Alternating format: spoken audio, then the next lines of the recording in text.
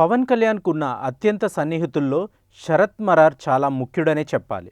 ఒకప్పుడు చిన్న చిన్న టీవీ సీరీస్ తీసుకుంటూ వచ్చిన శరత్ మరార్ ఒక్కసారిగా చాలా పెద్ద నిర్మాతగా మారిపోయారు. దానికి ప్రధాన కారణం పవర్ స్టార్ పవన్ కళ్యాణ్.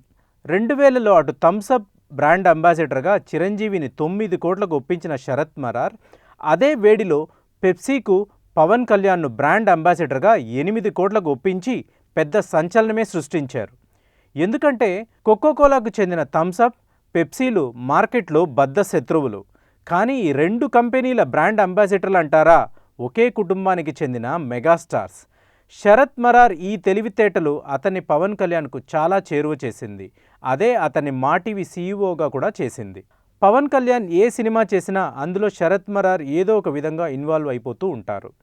కానీ మొన్న సర్దార్ గబ్బర్ సింగ్కి మాత్రం ఆయన ఏకంగా ప్రొడ్యూసర్ అయిపోయారు. కానీ ఆ సినిమా పెద్ద లెవెల్లో డిజాస్టర్ అవ్వడంతో నెక్స్ట్ ఏంటి అనే ఆలోచనలో పడిపోయారు శరత్ మరార్. ఈ సర్దార్ గబ్బర్ సింగ్ నష్టాన్ని భర్తీ చేస్తా, కాటమరాయుడుకి రెడీ అయిపో అన్న పవన్ మాటలు శరత్కు కొండంత బలాన్ని ఇచ్చింది. శరత్ మరార్ పవన్ కళ్యాణ్ అనే దేవుడి పైన భారం వేసి ఈ సినిమాను అత్యంత ప్రతిష్టాత్మకంగా నిర్మించారు.